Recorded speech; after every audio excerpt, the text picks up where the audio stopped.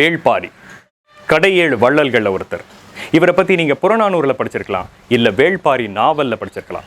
ஆனா 2000 வருஷத்துக்கு முன்னாடி அவர் ஆட்சி செஞ்ச பரம்பு மலை இன்னைக்கு எப்படி இருக்குன்னு தெரியுமா?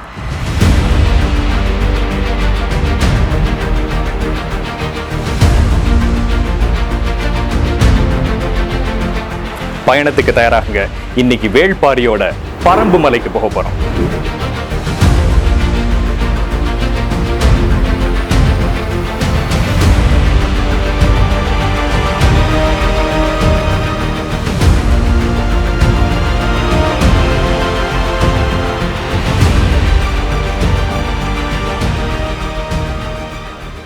தமிழ் நண்பர்களுக்கு வணக்கம். நான் உங்கள் அன்பன் ஹேமந்த். இதுவரைக்கும் நம்ம சேனல்ல தமிழர் வரலாறு சம்பந்தப்பட்ட ஏராளமான வீடியோஸ் போட்டிருக்கோம். நீங்க இதுவரைக்கும் சப்ஸ்கிரைப் பண்ணலன்னா மறக்காம பண்ணுங்க. இன்னைக்கு நம்ம வரலாற்று பயணத்துல போக போறது வேள்பாரியோட பரம்பு மலையான பிரான்மலைக்கு.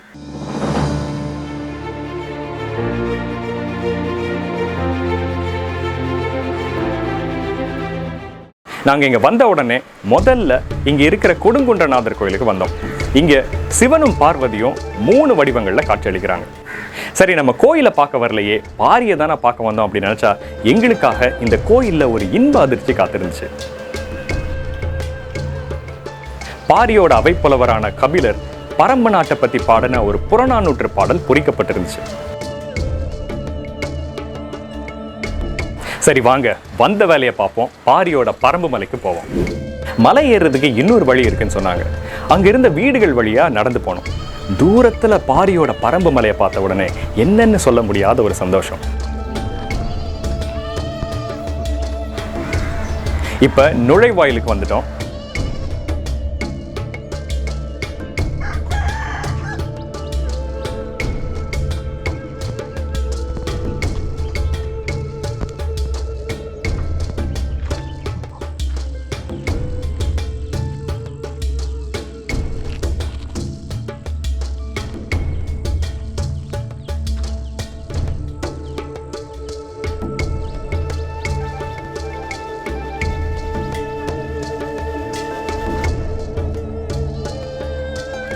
இங்க ரொம்ப சுவாரஸ்யமான ஒரு விஷயத்தை பார்த்தோம்.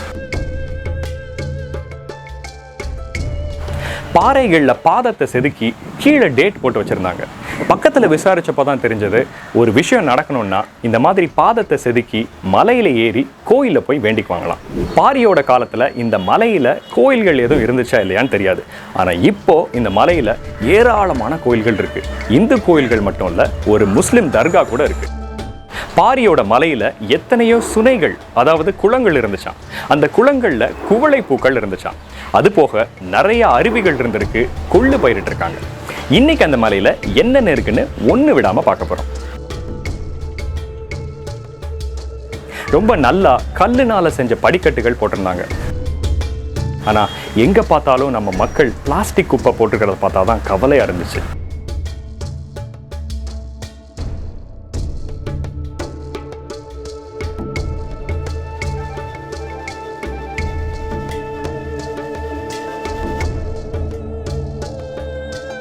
சரி, நம்ம பயணத்தை தொடர்றதுக்கு முன்னாடி வேள்பாரியை பத்தி ஒரு குறும்படம். வேள்பாரி வேளிர் குலத்தைச் சேர்ந்த பழங்கால குறுநில மன்னர். பரம்பு மலையையும் அதை சூழ்ந்த 300 கிராமங்களையும் கொண்ட பரம்பு நாட்டை ஆட்சி செய்தவர். கடையேழு வள்ளல்களில் ஒருவரான பாரி புலவர்களுக்கு பொன்னும் பொருளும் அள்ளிக் கொடுத்ததால் பாரியின் அரசவையில் எப்பொழுதும் புலவர் கூட்டம் கூடியபடியே இருந்தது. புறநானூறு, அகநானூறு, பத்துப்பாட்டு போன்ற சங்க இலக்கியங்களில் பல பாடல்களை பாடிய கபிலர் பாரியின் நெருங்கிய நண்பர். ஒரு நாள் முல்லை கொடி ஒன்று படர முடியாமல் வழியில் கிடந்ததை கவனித்தார். வள்ளல் குணம் கொண்ட பாரி சற்றும் தயங்காமல் தன் தேரை அந்த முல்லை கொடிக்கு கொடையாக கொடுத்தார். அன்று முதல் முல்லைக்கு தேர் கொடுத்த பாரி வள்ளல் என்று எல்லோராலும் போற்றப்பட்டார். பாரியோட முழு வரலாறு பார்க்கணும்னா நான் கொடுத்திருக்கிற லிங்கை கிளிக் பண்ணி அந்த வீடியோ பாருங்க. பாரி அவரோட தேரை ஒரு முல்லை கொடிக்கு கொடுத்தாரு. அந்த மாதிரி ஒரு முல்லை கொடியை பார்க்க மாட்டோமா அப்படின்னு யோசிச்ச நேரத்துல ரொம்ப ஒரு வித்தியாசமான விஷயத்தை பார்த்தோம். பார்க்கறதுக்கு நாகப்பாம்பு படம் எடுக்கிற மாதிரியே இருந்துச்சு. தொட்டு பார்த்தா பாம்புக்கு இருக்கிற மாதிரி ஸ்கேல்ஸ் கூட இருந்துச்சு. அதுக்கப்புறம் தான் தெரிஞ்சது இது டயபெட்டிஸை குணப்படுத்தக்கூடிய ஒரு மூலிகை அப்படின்னு. இதோட பேரு பெருங்குறிஞ்சான். முதல்ல பழமா இருந்து வெடிச்சு இப்படி ஆயிருக்கு. இன்னைக்கு இந்த மலையில நிறைய கோயில்கள் இருக்கு. மலையாண்டி கோயில், பாலமுருகன் கோயில், ஷேக் அப்துல்லா அவுலியா தர்கா கூட இருக்கு. என்னென்ன கோயில்கள் இருக்குன்னு போற இடம் எல்லாம் எழுதி வச்சிருந்தாங்க.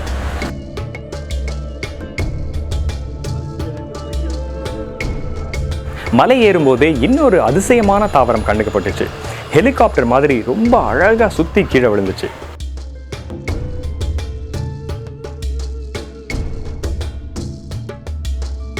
இந்த தாவரத்தை நீங்க ஏற்கனவே எங்கேயாவது பார்த்துருந்தீங்கன்னா கீழே கமெண்ட்ல சொல்லுங்க. மறுபடியும் பரம்பு மலையோட உச்சி காட்சி அளிச்சது.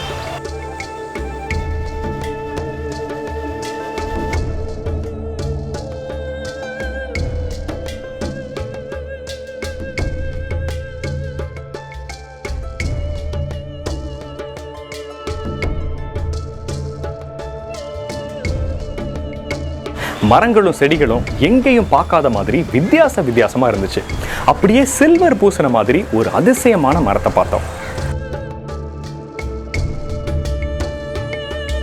அட என்னடா இவ்வளவு தூரம் மலை ஏறிட்டோம், இன்னும் பாரியோட ஒரு சுனையை கூட பார்க்கலன்னு நினைக்கும் போது கரெக்டா ஒரு அழகான சுனை கண்டுக்கப்பட்டது.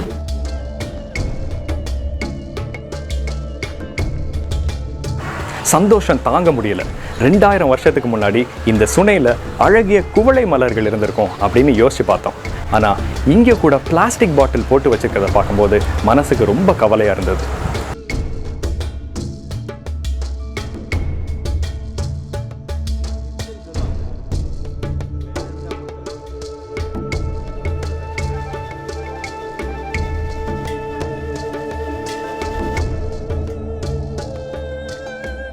சுனையை பார்த்து முடிச்சுட்டு பின்னாடி ஏதோ கோயில் இருக்கிற மாதிரி இருக்கேன்னு பக்கத்துல போனோம். பச்சை நாச்சி அம்மன் கோவில்.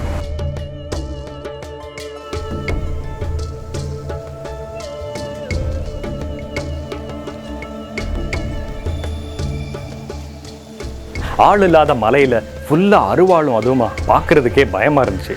விட்டா போதுண்டா சாமின்னு ஓடி வந்துட்டோம்.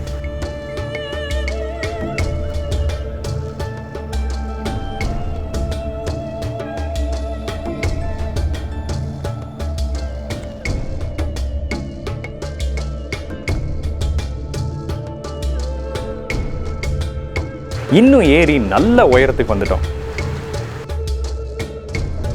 இப்ப ரொம்பவே பக்கத்துல வந்துட்டோம். பாருங்க பாரியோட பரம்பு மலையோட அழக.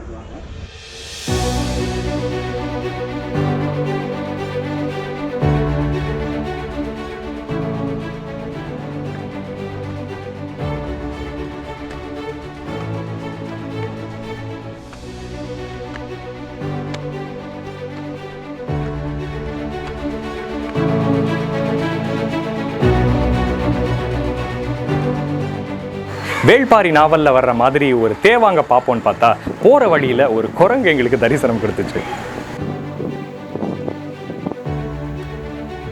பாரியோட பரம்பு நாடுல பரம்பு மலை போக 300 கிராமங்கள் இருந்துச்சாம். இங்க மேல வந்து பார்த்தா அந்த கிராமங்கள் எல்லாம் அவ்வளவு அழகா தெரியுது.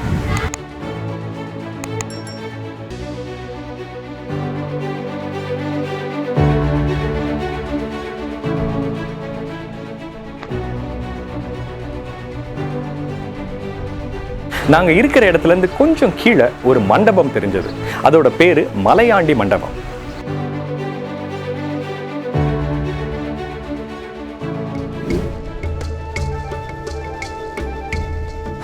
மலை ஏறும்போது சைட்ல பார்த்தா இன்னும் ஒரு பெரிய சுனை தெரிஞ்சது.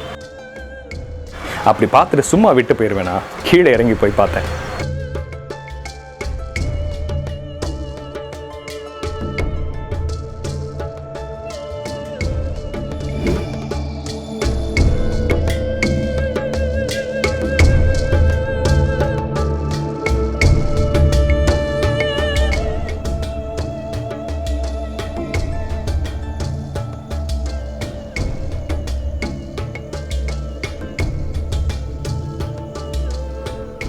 அவ்வளோ ஒரு பெரிய சுனை.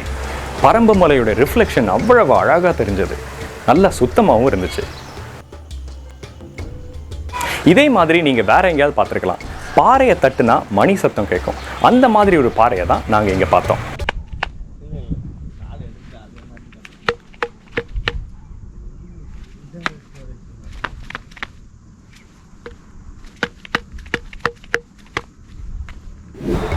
கொஞ்சம் சைடில் போனால் மலையாண்டி கோவில், அதாவது சித்தர் அருணாச்சல சுவாமிகள் ஜீவ சமாதி அடைஞ்ச இடம் தெரிஞ்சது.